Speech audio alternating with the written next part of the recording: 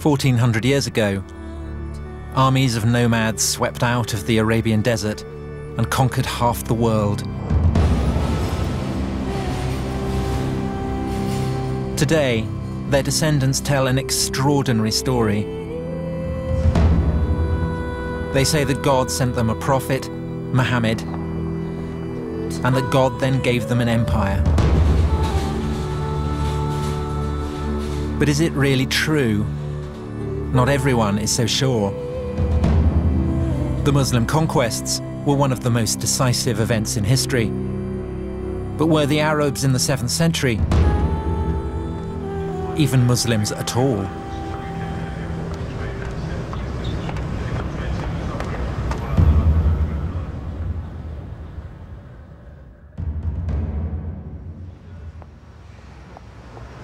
My name's Tom Holland. I'm a historian. I write about ancient empires, so Persian, Greek, Roman empires. And now I want to write about the most influential of all the ancient empires, the empire founded by the Arabs in the 7th century, the empire that gave us Islam. I thought that it would be a relatively simple matter. It's been said that Islam was born in the full light of history. But when I began on the project, I discovered that that wasn't actually the case at all. When it comes to Islam's beginnings, there is no full light of history, only a kind of darkness. And when you start looking, everything seems up for grabs. From the beginning, I felt like I was being sucked into a black hole.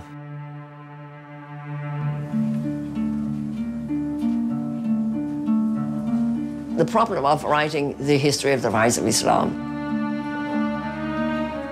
is that we have absence of evidence and we have nothing on which to tell a story.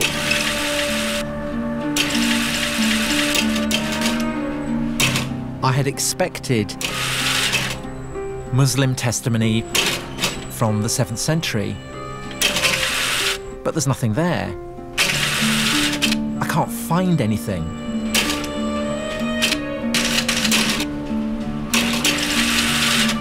There's a problem here. You're delving into the origins of Muslims' deepest beliefs, but where is the historical evidence? Sometimes the belief of the believer and the understanding of the scholar cannot be squared. It's a choice between doing history and not doing history. And so I do the history even though it may hurt people. You have to say things that believers don't say, things that sometimes shock believers, things that sometimes make them very angry.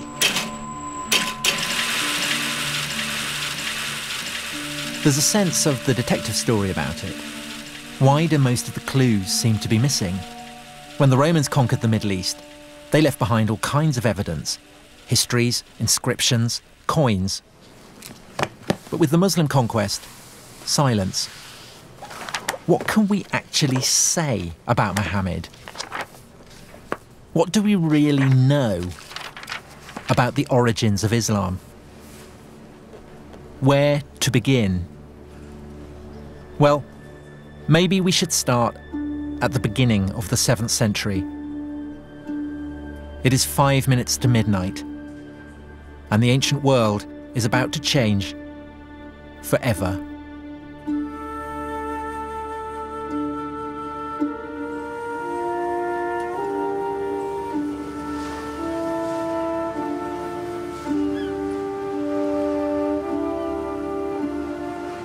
This is Istanbul. In 632, it was Constantinople. For 300 years, the capital city of the Roman Empire. A Christian city at the heart of a Christian world.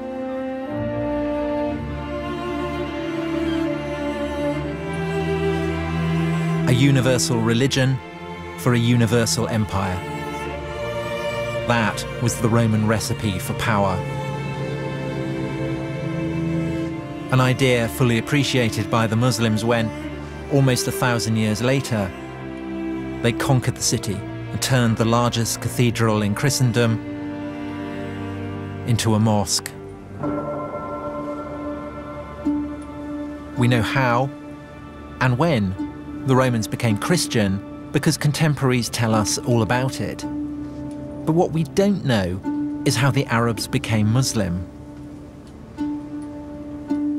Take a journey into the past, and you can't be certain where it's going to end. History is like a labyrinth. Once you're inside, who knows where it may lead?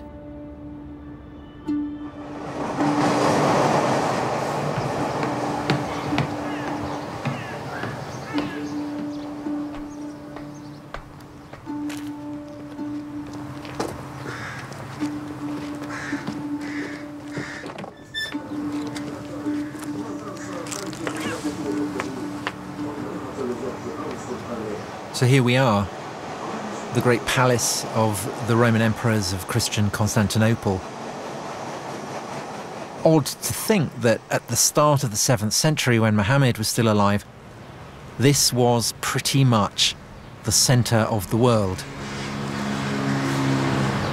There's one awful poetry about the fact that all you've got here is splintered firewood.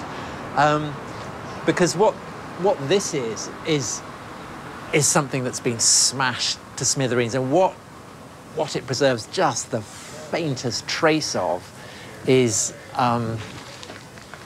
what was at the time the hub of the greatest power on the face of the earth. So this is the White House, it's where the emperor lives, it's the Pentagon, it's the heart of the defense establishment, it's the Supreme Court, it's where laws are drawn up and made and issued, all in this one place that dominates Constantinople, the city of Constantine, the first Christian empire, the greatest city in the world. And now it's all gone. And it's in some bloke's garden. You've got the road on the one side, you've got the train on the other. And the only thing to be seen is a cat.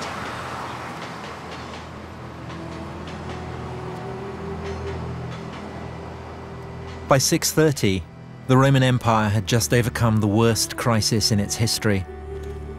Its old enemies, the Persians, had overrun its fairest provinces. Persian troops had reached the very walls of Constantinople itself. Then, after 25 years of war, the Persians were defeated. The Roman Emperor was, once again, master of the universe. At such a moment, how could he have had any conceivable idea of the ruin that the heavens had in store for him?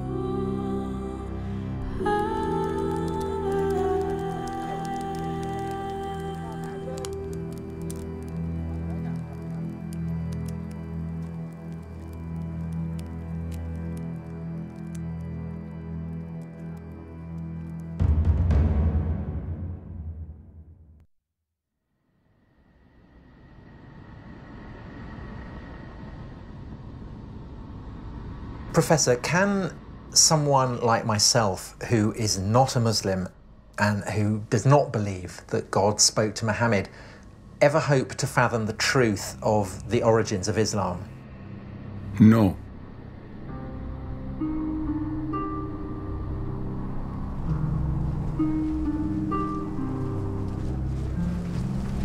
العرب نعم الرسول عليه الصلاة والسلام كان عربيا. Bedouin, the face of the Arab conquest. The shock troops who, in the 7th century, swept out of Arabia and forged a colossal empire spanning half the world. And here in the desert, no one doubts that the conquerors were indeed Muslim. تركوا كل الدنيا، ما فكروا في التجارة، ما فكروا في الحياة، ما فكروا في أبناء. فكانوا يفكروا إني أقتتل أو أن أموت في نص الطريق أو أموت ضيعة أو جوعا أو شيء. لا كانوا يفكروا في هذا، لا في نجاح الإسلام. Everything was for Islam.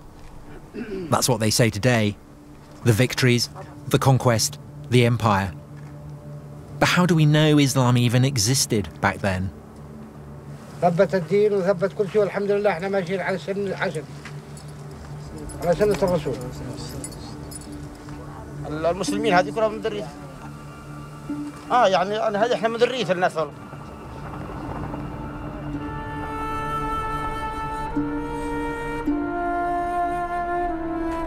To the ancients, the Arabs were notorious savages.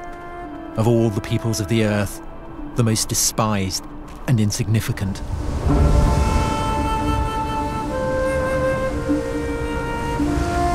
Yet after 10 years, in the first half of the 7th century, they deprived the Roman Empire of her richest provinces, crushed the Persian Empire, and taken possession of most of the Middle East.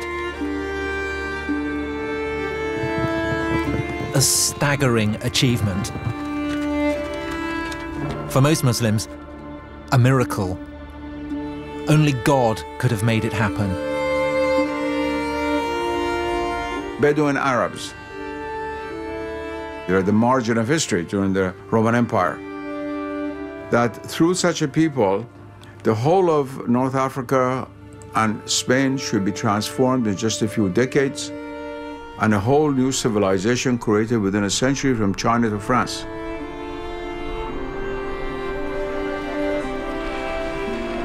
And this is a historical fact. And it all began, the story goes, when a merchant named Muhammad in a mountain cave heard something as terrifying as it was awesome, the voice of an angel. O Muhammad, thou art the apostle of God.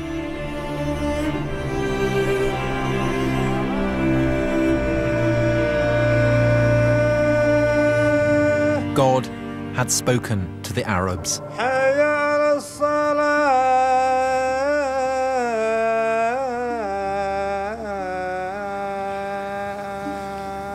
Allahu Akbar.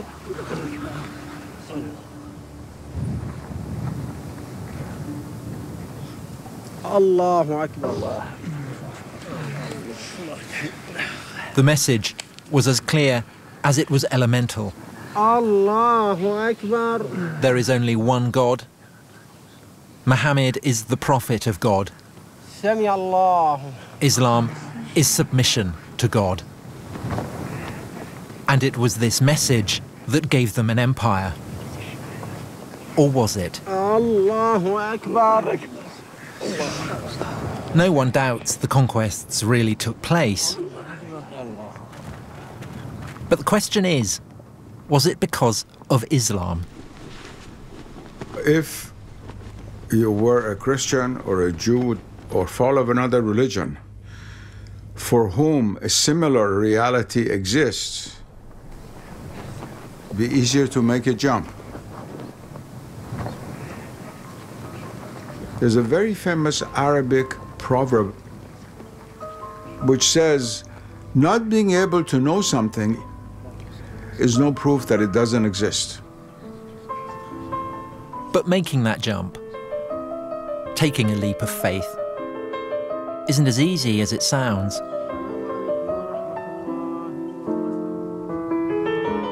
In Western universities, historical research is all about skepticism and doubt.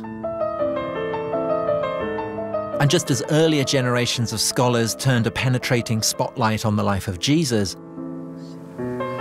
so now some are taking a radical new look at the life of Muhammad.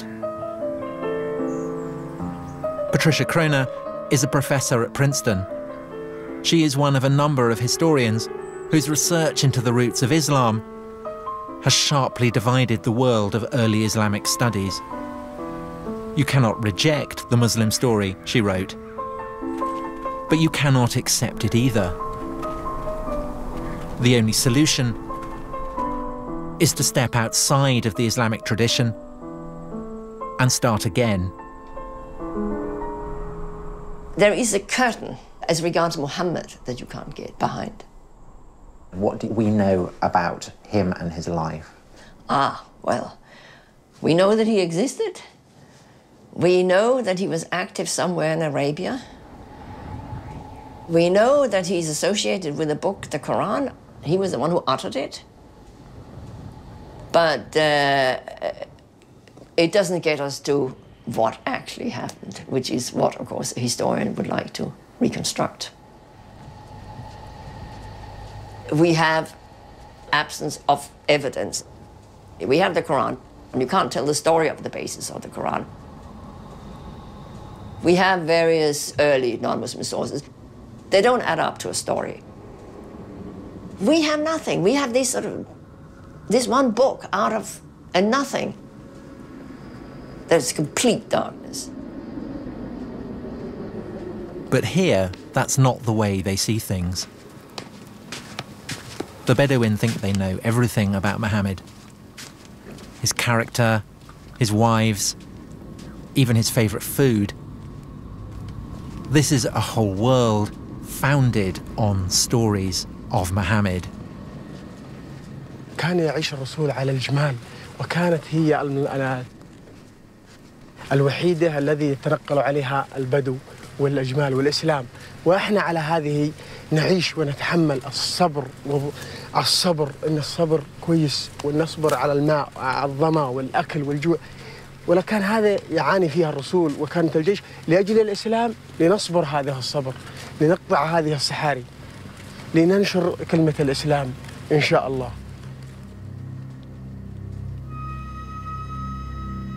But the problem is, how do we know this was what it was like? How can we separate what really happened from the hearsay and the myths? Do we know, did the Prophet Muhammad come here, Huna? Yes, وعند كان خرج من مكة إلى مناطق الشام وجاء على منطقة فجلس في شجرة في الصفاوي. Was there a tree? Was Muhammad even a travelling merchant? The evidence is almost non-existent.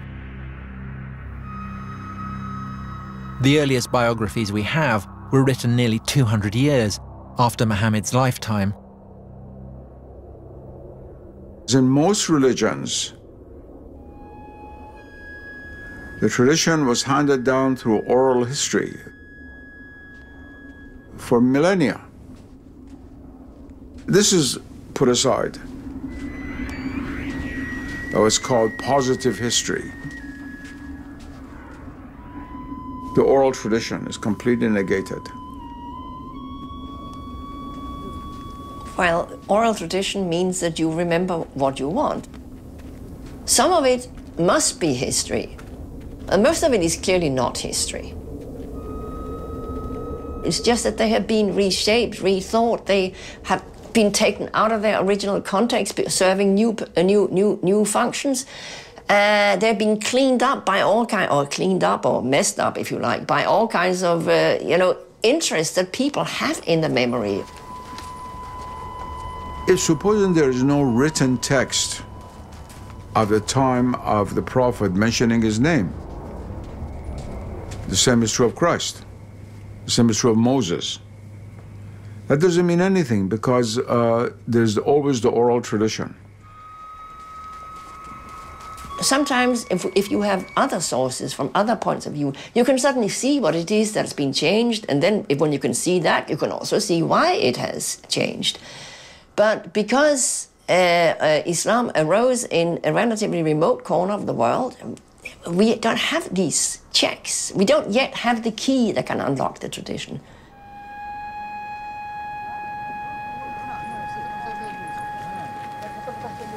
I came here to get close to the tradition. And when you're here, you can feel its weight. It's in the air. It's palpable.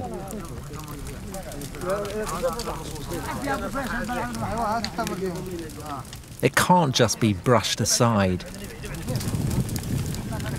Millions upon millions of people believe it. This is their history. An entire moral universe has been built around the stories told of Muhammad. هذا أيام الجاهلية قبل الإسلام. كان الواحد يوم تجيه بنت خوفا لا تعمل عيبة وكذا إلى آخره يذبحها، لأنها عار، يجيب لها عار ويجيب لها منتقد بين البشر. فيجيب البنت ويدفنها ويحيى، بعد ما يدفنها ويحيى صح. عمر بن الخطاب له بنت وجابها وده يدفنها، حفر لها وده يدفنها، جاء الرمل على شاربة من هون، جابت بيدها قامت تقول بالرمل كذا مشي عن مشي، حفر لها ودملها. جاء سيدنا محمد صلى الله عليه وسلم أوقف كل الأعمال هذه.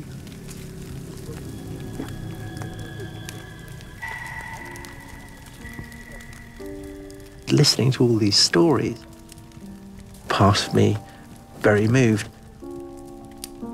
The other part of me was wondering, well, how do you know this? Where do these stories come from? Are they really true?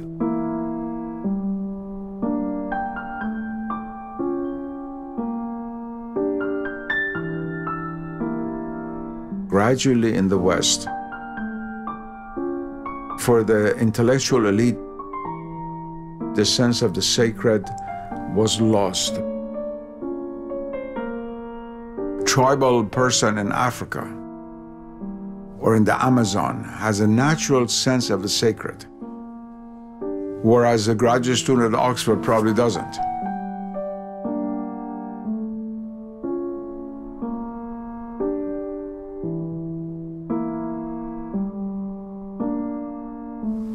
الله أكبر.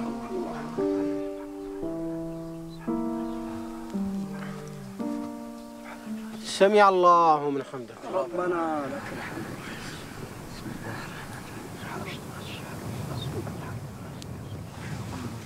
الله أكبر. الله أكبر. سبحان الله. الله أكبر. الله أكبر. يا رحمة الله. الله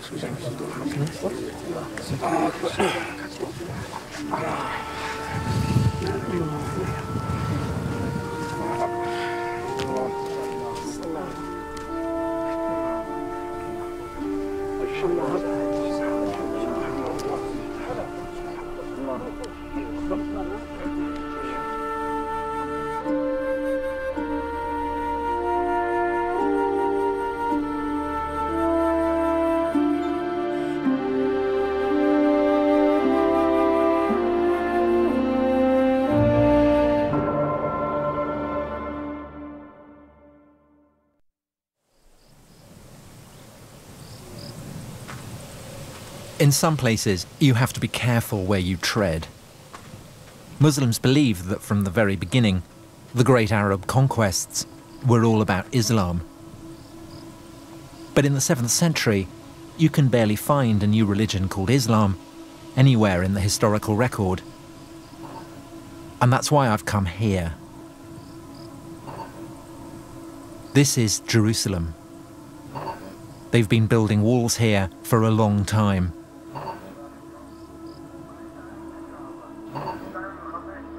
But they've never built a wall yet that could keep people safe forever.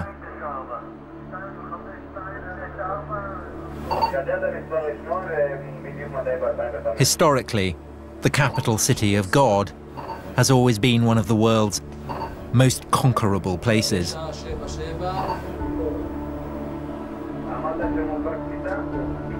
Here, if anywhere, in the one-time world of the Roman Empire, the 6th and 7th centuries live on. The same intensities, the same anxieties.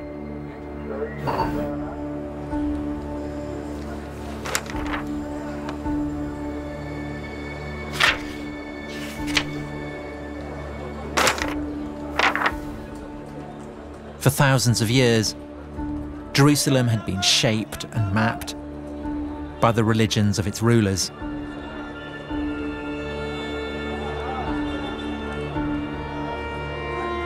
When the Jews ruled, they built a gigantic temple which dominated the city.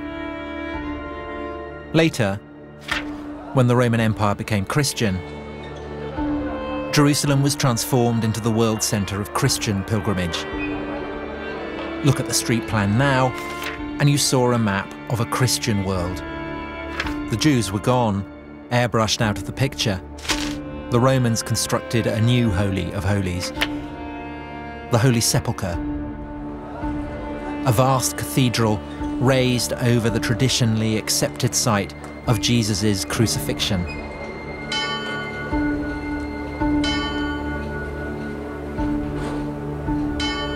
That was how God and empire worked. The Roman Empire believed in God, and God believed in the Roman Empire.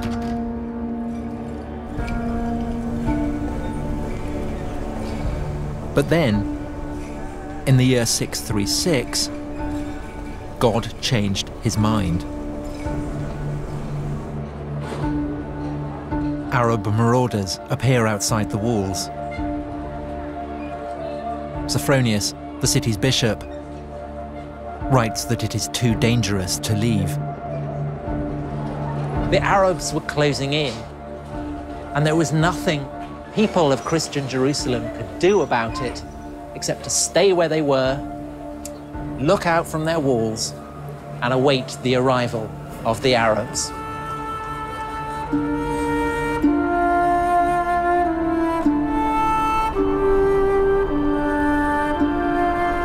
And out of the desert they came, and they had become irresistible.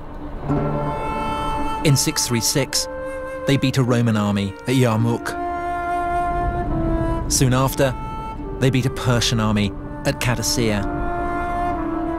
Both empires too weak after their own long wars to resist the Arabs. They marched into the richest provinces of the defeated empires. And less than 5 years after the death of Muhammad, they set their eyes upon the Promised Land. The land flowing with milk and honey, the land that God had promised to the Jews. Now, the Arabs had come to claim that birthright for themselves.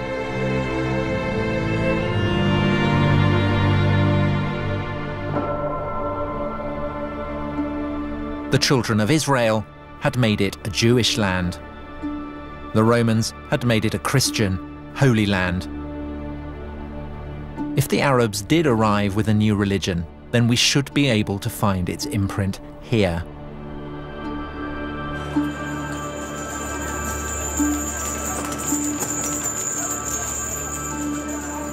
Contemporary Christian sources confirm that late in the 630s, the Arabs took over Jerusalem by peaceful negotiation.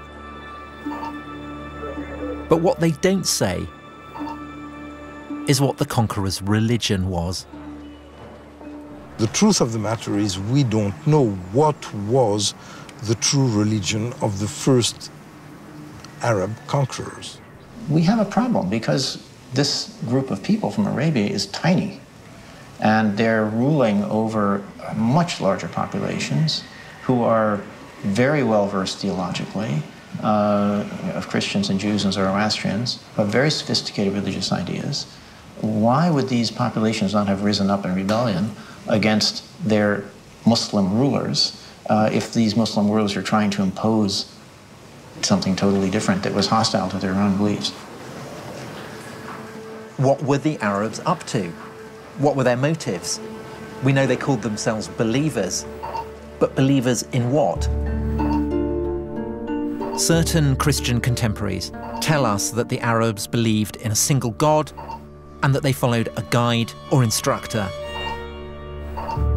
But in general, their understanding of what the Arabs believed was deeply confused. Was it a form of Judaism or some kind of Christianity? Or did they have a whole new religion of their own?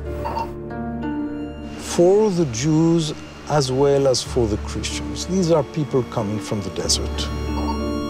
They don't know who these people are. They don't really know what they believe. They hear things. But perhaps there was a clue. At first, the new Arab rulers seemed closer to the Jews. They weren't interested in the Christian holy places. Instead, they began praying on the ruins of the old Jewish temple. All this only added to the Christians' sense of paranoia. Behind the invasion of the Arabs, they began to suspect a Jewish conspiracy. The moment the Arabs took over Jerusalem, they headed straight up here to what then as now is a broad, open, man-made esplanade. The holiest place to Jews anywhere in the world. So the fact that the Arab conquerors came up here and started building a prayer hall on such a sensitive spot inevitably served to raise quite a few eyebrows. The Jews hope that these Arabs from the desert come as liberators. They permitted the Jews to come back to the Temple Mount and pray there. And the Jews started believing that maybe there is something messianic in these people, and maybe their leader is the Messiah who will permit them to rebuild the temple. Christian theologians who speak about the Arab conquerors find it very hard to understand that they're dealing with a new religion. Who are they? One thing is absolutely clear. Nobody had any notion that the Arabs were doing what they were doing in the name of a freshly minted and coherent new religion, still less that what they were doing was in the name of something called Islam.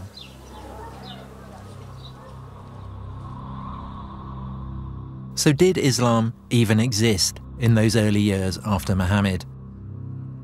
In Jerusalem, 30 years after the conquest, it was business as usual. There were Christian pilgrims in the streets.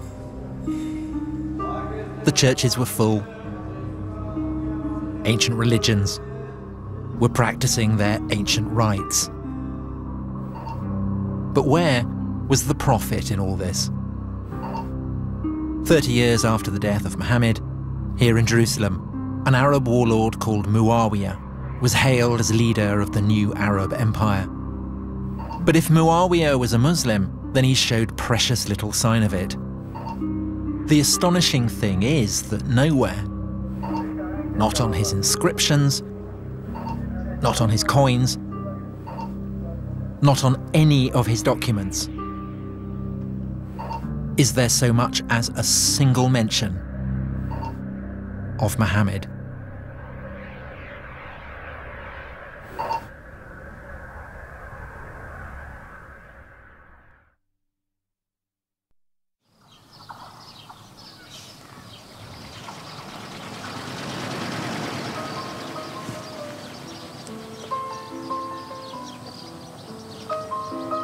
I've been trying to trace the origins of Islam. But it's a bigger mystery than I'd ever imagined. This is the Holy Book of Islam, and it's the earliest source for Islam that we have.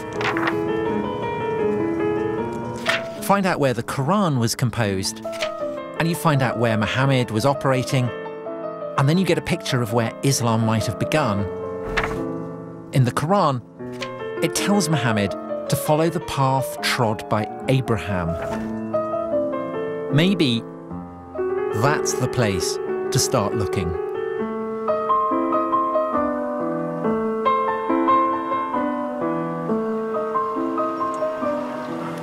I'm in Hebron, which is a town on the West Bank, and I'm currently in a Jewish settlement. But Hebron is also very much a Palestinian city, and so the atmosphere is probably as tense as it is anywhere between Israelis and Palestinians. There are Israeli soldiers here with very large guns. And what they're guarding is this, the burial place of Abraham.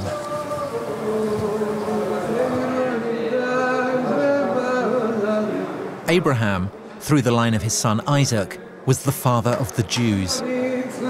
When everyone else was still pagan, Abraham worshipped the one true God. And for this, God rewarded him and his descendants with the promised land, part of which today goes by the name of Israel. This is the tomb of Abraham. And the reason that the soldiers are here is that these are not the only people who regard him as their ancestor. And they're not the only people who believe that God gave them the promised land. On the other side of the grill are Muslims, and they tell a different story.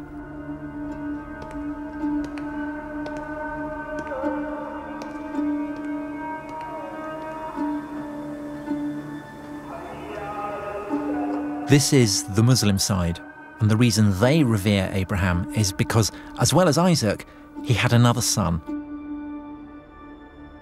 Ishmael, the father of the Arabs. This is the tomb of Abraham that we saw earlier from the Jewish side, but we're now looking at it from the Muslim side. The significance of Abraham and this association that was made between Arabs and Ishmaelites, the children of Ishmael, is actually much older than Islam itself. It remains central to Islam to this day. According to Muslims, Abraham is their prophet, and the religion he founded was not the religion of the Jews, but Islam. And in the Quran, we read that Ishmael helped Abraham to build a house of God at a place called Bahasa. Neither the Quran nor any contemporary source actually specifies where Bahasa was, but Muslims now would have absolutely no doubt that Bahasa is another name for a place deep in the Arabian deserts. Mecca.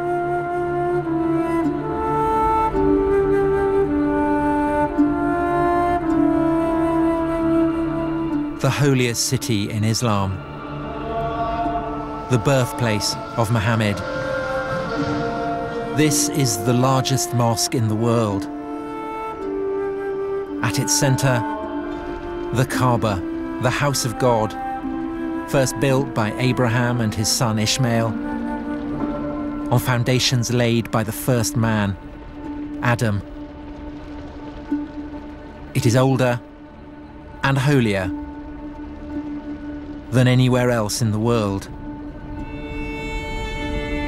It was in the hills above the city that Muhammad received the first of his revelations from God.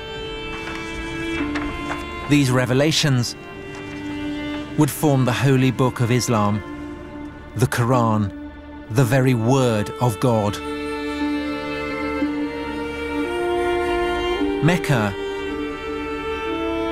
is where Muslims believe everything began. The crossroads of faith and history.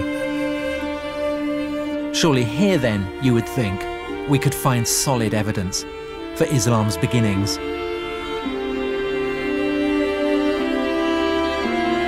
But there is a problem.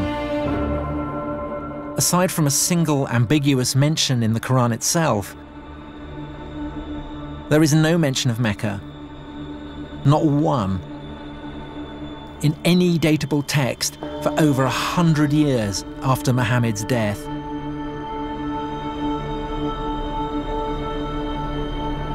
How can we know that Muhammad does come from Mecca? We can't. But on the other hand, if he doesn't come from there, you have to come up with a plausible alternative for where he might have come from, and why would you want to take that on? Why take it on? Well, you know, it's what historians do. If things don't fit, you try something else that might fit.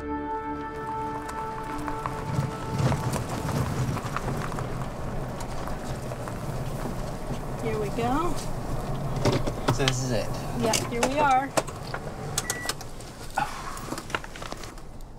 In the Quran, the faithful are instructed to pray in the direction of a holy sanctuary. But what it doesn't ever say is that this sanctuary stood at Mecca.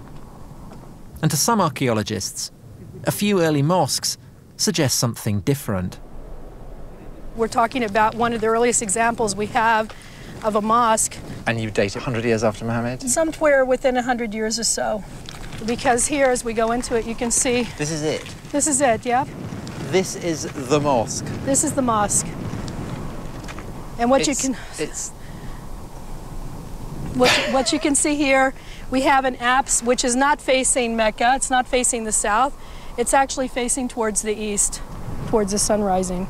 This is an example of the time before the direction had actually been preferred towards Mecca. So the implication of that is that at this early stage of Islam, the focus of prayer has not yet been absolutely fixed. The direction of prayer had not been well established yet. And so it's a bit like the concrete hasn't yet set. It's that you can still play with it, you can still fiddle around with it, you can experiment with it. Very much so. Mm-hmm. Yeah. Wow. Not a decisive clue, perhaps. But it is suggestive that even though there are no Muslim sources, there are reports from Christian writers of the time that the Arab conquerors bowed their heads in prayer not in the direction of Mecca, but in a quite different direction, somewhere further north.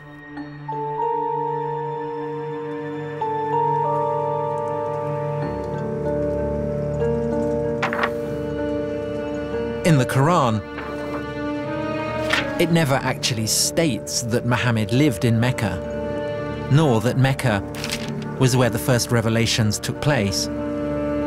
Does the material in the Quran point to Mecca being the setting for God's revelations to Muhammad? No, it doesn't. I mean, there is mention of a sanctuary. There is a sanctuary, for sure. But where is that sanctuary? That's, of course, we can't tell. It's devilishly difficult to sort of extract what the context might have been from the text itself.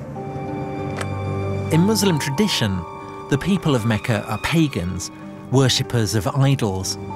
But in fact, the people the Quran describes have a deep and sophisticated knowledge of the biblical tradition. The Quran retells biblical stories and alludes to biblical stories, not just biblical, but also post-biblical developments. All this is clearly known to the audience. It suggests that what we have is a kind of response on the part of, let us say, Muhammad, to the debates that were going on in Christian and Jewish communities, where they were debating theological issues and questions that come out of the Hebrew Bible and come out of the New Testament. And the Quran seems to be an effort to engage in the discussion. And so there's a strong connection with the late antique religious discourses that were alive throughout the Near East. So it's obviously not a pagan world we're looking for. The people in the Quran worship a single God, but it then accuses them of praying to beings other than God. And there's something else. The people the Prophet addresses in the Quran are farmers, agriculturalists, but there was no agriculture in Mecca. Mecca does not have an agrarian base. In Mecca, it seems to have been quite an arid valley.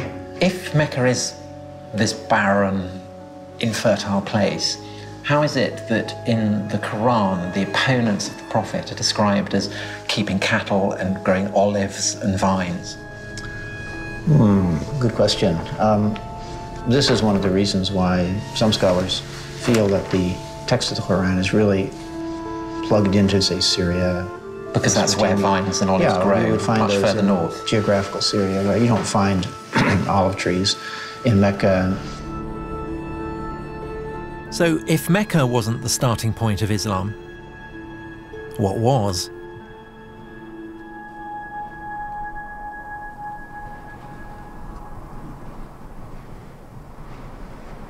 If you're following the clues in the Quran itself, then you're looking for a landscape inhabited by olive-growing Arabs who have a deep knowledge of the biblical tradition, but whose worship of a single god might seem to some a little shop-soiled. This is the city of Avdat, in the Negev desert. Back in the early 7th century, it was an Arab city on the very fringes of the Roman Empire. Nominally Christian, but with hints of a recently pagan past.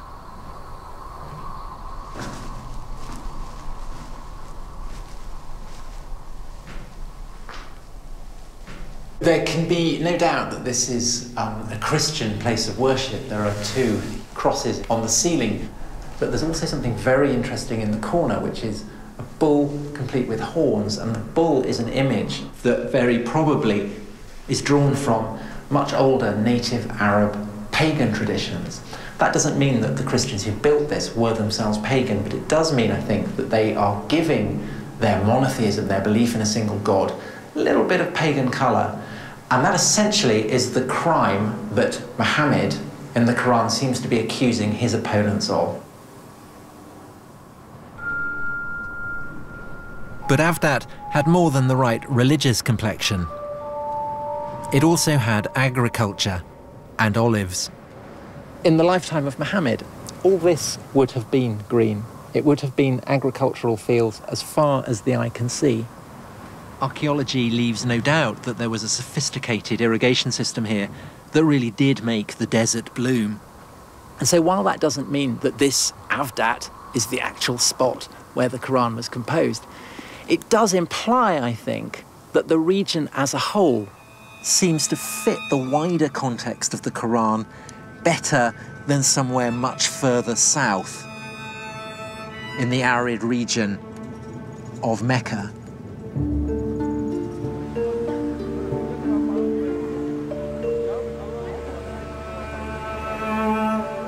When you read through and through the Quran, what's really striking as compared, say, to the Bible, which is full of allusions to recognizable landscapes that we know, in the Quran, it's an effort to find an allusion to any landscape or natural setting that we could actually pin down. In fact, in the whole of the Quran, there's really only the one exception. Not far from Avdat, a strange hint about where the Quran might actually have come from. We are on the southernmost shores of the Dead Sea, between what is now Israel and Jordan. Lot was the nephew of Abraham, and he went to settle down in a city called Sodom. And the people of Sodom were notoriously racy. Unsurprisingly, this provoked the wrath of God. He destroyed his city, and this is said to be the remains of Sodom, where the anger of God was poured down upon it. And the Quran. So also was Lot among those sent by us. Behold, we delivered him and his adherents, all except an old woman who was among those who lagged behind. Then we destroyed the rest. Truly, you pass by their sites by day and by night. But if the people being addressed by the prophet are passing this place by day and by night, then what's it doing here? 1,000 kilometers from Mecca.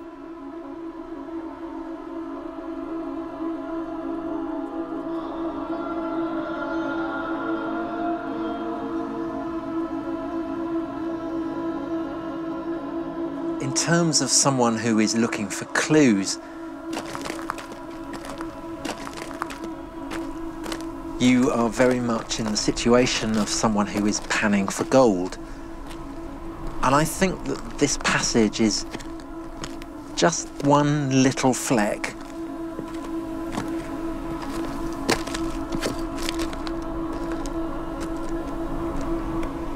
I mean, there is one possibility, of course, which is that this one fragment originated in this neighborhood. Perhaps the rest came from elsewhere. But that then begs the question of where all the various component parts of the Quran are coming from. Are they necessarily to be attributed to one person living at one time? Again, when you start asking that question, it's very hard to know how far to push it. It's from the West that this kind of history came up. That is, reason is the ultimate decider and judge of the truth. But what I'm saying is that those are not going to really give you the reason that is logically satisfying.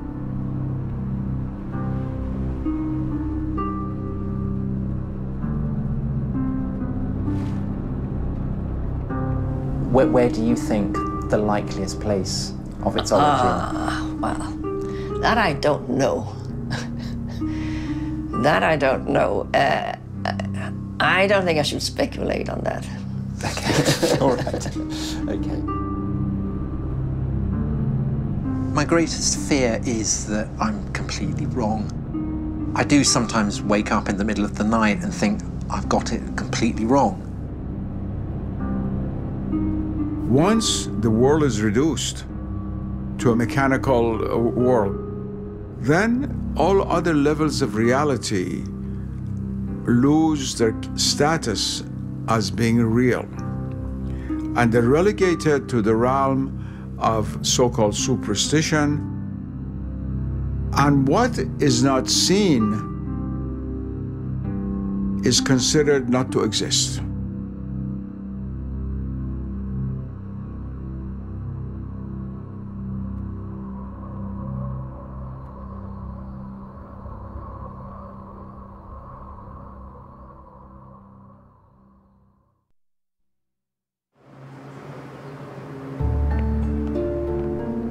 Trying to track the origins of Islam has been like chasing a mirage. The Arabs conquer half the world, but they don't talk about Muhammad. There's no mention of Mecca. So what do they do in detective stories? They follow the money. Any of these? What's the first coin that actually mentions the name of the Prophet Muhammad on the coins? Do any of these coins mention Muhammad by name? with Muawiyah. Yeah, but is the name of the Prophet Muhammad mentioned? No. Every coin tells a story. Every inscription conveys an idea of power. But sometimes what's not on the coin can be just as significant as what is. It would be nice to see the earliest coin that mentions Muhammad. The earliest coin that has Muhammad's has the name of Muhammad. They don't have it, but because it's odd that we're 60 years on from the death of Muhammad and no mention of Muhammad. For nearly 60 years, the rulers of the Arab Empire didn't put Muhammad on their coins, and then they did. Maybe 60 years was what they needed to work out what the story really was. Maybe the issue isn't why Muhammad was not on the coinage at the beginning, but how he got there in the end. What if I've been asking the wrong question?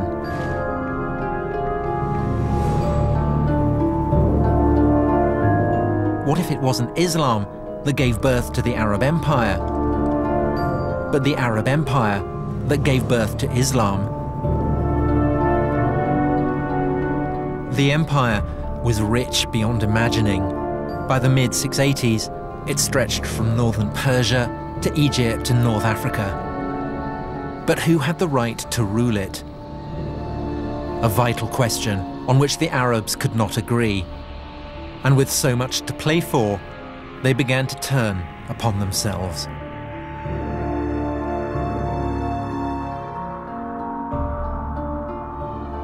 It's 680, 50 years on from the death of Muhammad. A deadly spiral of rebellion and civil war is threatening the Arab Empire with implosion. And from deep within the Arabian desert, a new claimant to the empire emerges. His name, Abdullah ibn al-Zubayr. And Ibn al-Zubayr is going to change the game. What I've got here is the coin that I was looking for in the Coin Museum, and it's stamped quite literally with the genius of Ibn al-Zubayr. It was struck in 685, 686, so that's more than half a century after the death of Muhammad. And it bears a novel and fateful slogan, in the name of God, Muhammad is the prophet of God. And so here, at last, emerging from out of the black hole, we get a mention of a Muhammad who is a prophet. And this is the first time we have it on any inscription, any surviving document. Ibn al-Zubayr had essentially realized what Constantine, the first Christian Roman emperor, had realized long before him, that it was no good the lord of an earthly empire laying claim to the favor of God unless he could absolutely demonstrate the cast iron basis on which he was making that claim. And Constantine, in his attempt to obtain that sanction, had turned to the Christian church. But Ibn al-Zubayr turns to the figure of Muhammad. Now, as it happens, Ibn al-Zubayr loses the civil war. He is defeated by a rival warlord who lays claim to the empire of the Arabs. But the discovery that the name of Muhammad can be used to buttress earthly power, that is not forgotten.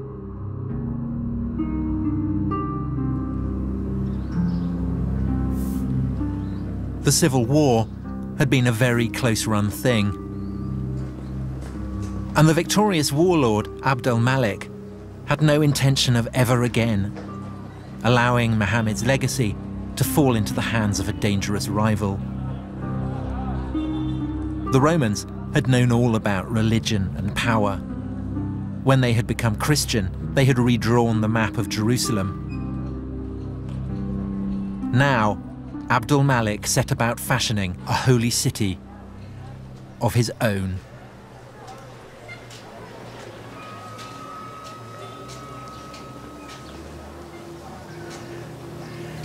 God, it's beautiful. The Dome of the Rock. It's the oldest Islamic building in existence. In design, it was Roman. And Abd al-Malik was doing something else that was Roman, plugging his dominion into the power of God. On the walls, there is an unequivocal mission statement. Religion, in the eyes of God, is Islam. There are mentions of Muhammad, quotations from the Quran. At last, something that we can recognize unmistakably as a new religion. There's a sense here of something new coming into being. There's the sense of the old, the Roman-style pillars and the mosaics. And yet, this is clearly not Roman, this is clearly not Christian. This is the beginning of something very, very potent, harbinger of a spectacular future. It was built on the very site of the old Jewish temple.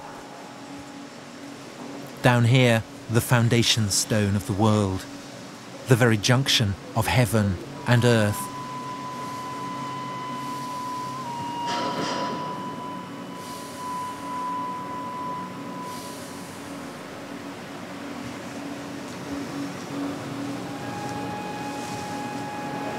This is quite possibly one of the most awesome places on the entire planet. It is deeply, deeply holy, not to one, but to two great religions. It's the place where Jews believe God inhabits on earth, the Holy of Holies, the Shekinah. And to Muslims, it is the cave that Muhammad prayed in after being brought here from Mecca before he ascended to heaven to be confirmed as the seal of the prophets. So, in religious terms, this is like a sort of nuclear reactor, firing out isotopes and power.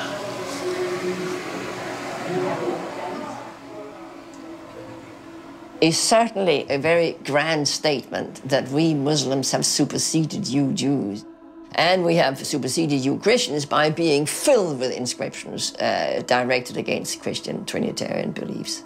So it's Muslims saying, we are here, we've come to stay, and we are the winners. Abdul Malik now rules his empire as the deputy of God, just as the Christian Roman emperors had done. And like the Roman emperors, he has built a house of God in Jerusalem. But Abdul Malik, Lord of Jerusalem though he is also an Arab. Perhaps for Arabs, Jerusalem, for all its ancient and unrivaled potency, owed too much to the Jews and Christians to stand alone as the holy city of the new Arab empire.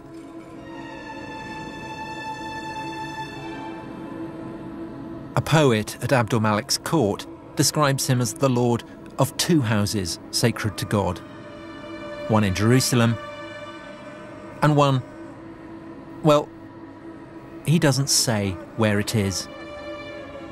And for 100 years after the death of Muhammad, no one says where it is.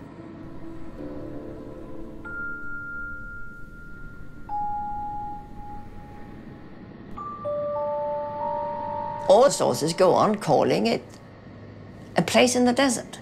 It's a sanctuary in the desert, without giving it a name. And at some point, this sanctuary must have been fixed at Mecca, in the middle of the desert. But why? The truth of the matter is we don't know what was the true religion of the first Arab conquerors. It's an Arab story. Arabs come from the desert. God is speaking to the Arabs. They don't want Jews or Christians having any influence on Muhammad. الرسول عليه الصلاة والسلام كان عربيا. المسلمين هذه كلها من ذريته. يعني هذه احنا من ذرية النسل. The Quran is in Arabic. The Quran is full of characters from the Bible. But if the book came out of the desert, how did these characters get there? We have nothing. We have this one book out of a nothing. We don't have the key that can unlock the tradition. But maybe that's the point. We're not supposed to unlock the tradition. God's message comes to a prophet. The prophet lives in a desert. There is no room for anyone else. It's remote. It's remote. It's uncontaminated. It's pure. It's a place where we can rule out that Muhammad got his ideas from others than God.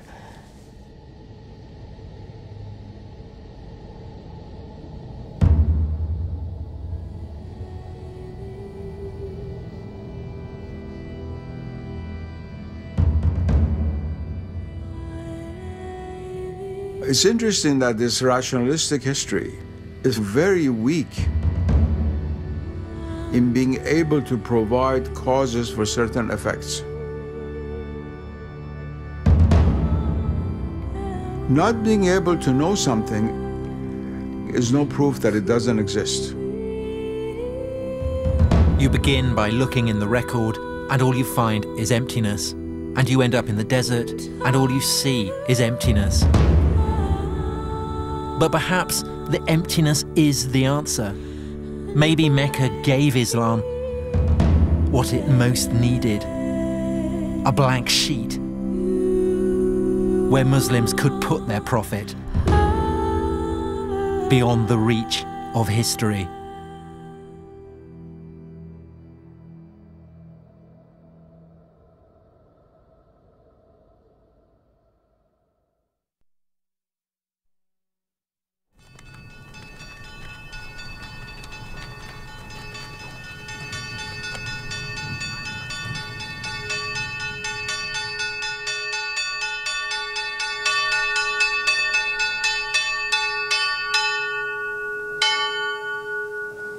Professor, do you think that what I am doing is complicit with the brute fact of Western imperialism, Western hegemony? No, not necessarily.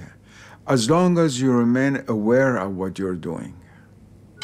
If you come as a Western scholar or historian, and in all honesty, present what your worldview is, and let's say when I look at the Islamic world from this paradigm, this is what I see, and bring out why this is different from how Muslims see themselves, that I think is a very honest effort, and is a good effort.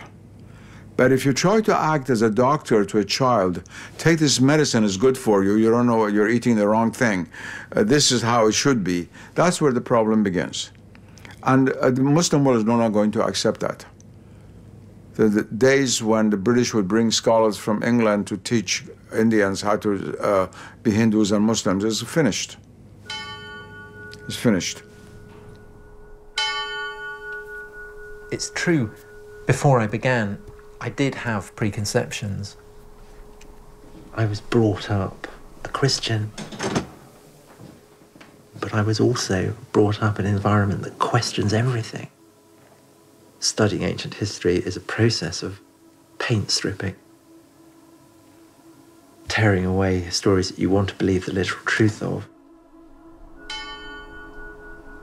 This is supposed to be Mount Sinai, where Moses saw the burning bush, where God gave him the 10 Commandments.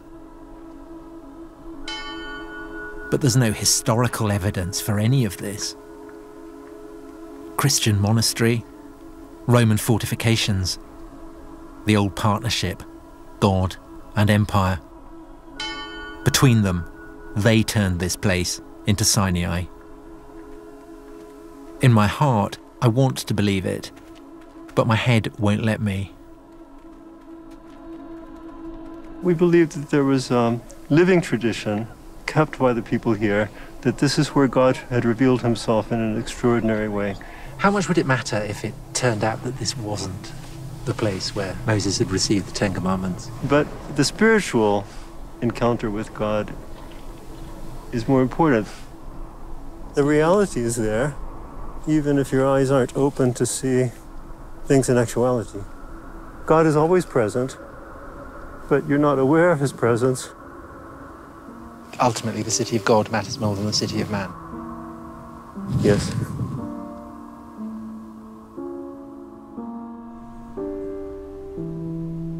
But as a historian, I have to presume that the city of God was built by man as well.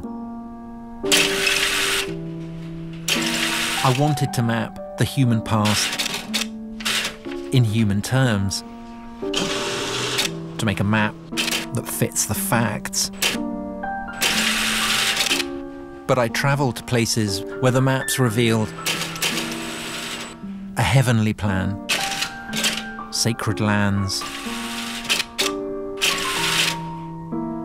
sacred places.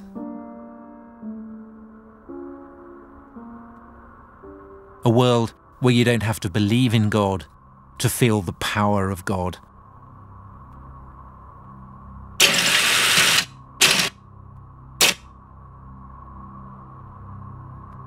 This is the Promised Land. Some call it Israel, some call it Palestine. A land where Muslims, Christians, and Jews still fight over the story of a promise made by God to Abraham thousands of years ago. Was there really a promise? It's not for the historian to say. But the world believers make in the name of God, that is what history is about. Even today, more people die for visions of heaven than they ever do for historical facts. Stories that never happened can be infinitely more powerful than stories that did.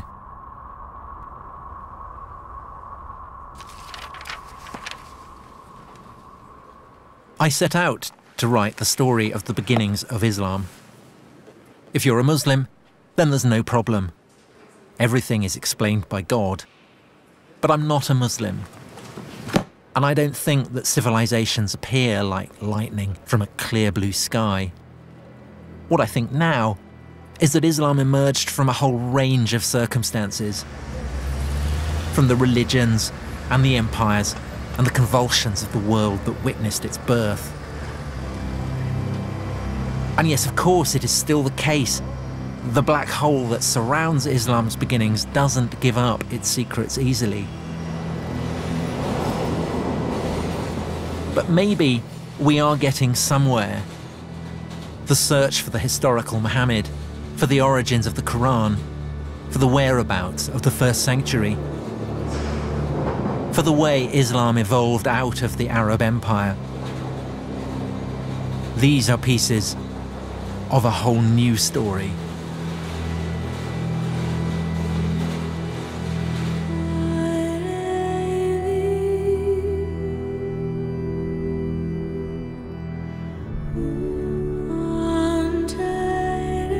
Tomorrow night, the wait is over. The Paralympic Games opening ceremony kicks off at 8. It's shrouded in secrecy, but I can tell you in all probability it won't feature Timothy Spall in a hat like the other one.